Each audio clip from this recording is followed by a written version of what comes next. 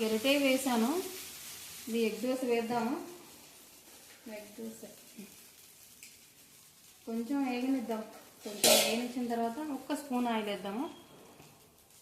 వేసిన తర్వాత ఉంటుంది చూడండి ఫ్రెండ్స్, మనం పల్లీల చట్నీ కూడా అవసరం లేదు. ఆవకాయ పచ్చడి ఉంటే చాలు, గుజ్జు వెళ్ళిపోతుంది అంతే.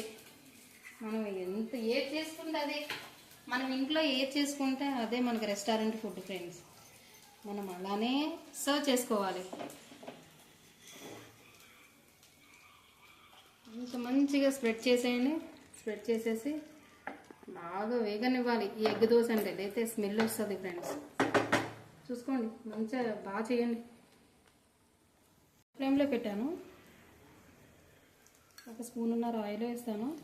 ఎగ్ దోశ కంటే ఎట్లయినా ఆయిల్ కొంచెం పట్టిద్ది ఫ్రెండ్స్. కానీ నేను గుంటూరు కారం వేయట్లేదు అన్నట్టు, ఇది ఇడ్లీ కారం అంటారు. స్పెషల్గా ఉంటుంది, కానీ తింటే వేరే లెవెల్ ఉంటుంది. అంటే నమ్మండి ఫ్రెండ్స్, చూడండి ఎంత బాగుంటుంది అంటే. నేను ఈ కారం ఎప్పుడు వేస్తాను, మా పిల్లలు చాలా ఇష్టపడతారు ఇలా, అందుకని నేను ఇదే వేస్తాను. మంచిగా వేగనివ్వండి. పైన కొంచెం ఆయిల్ వేయండి, ఎక్కువ వద్దు, కొంచెం అంటే కొంచెమే, అంతే చాలు.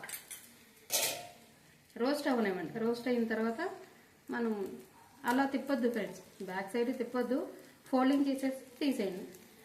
సర్వ్ చేసుకోండి అంతే. ఆవకాయ పచ్చడితో ఎగ్ దోశ.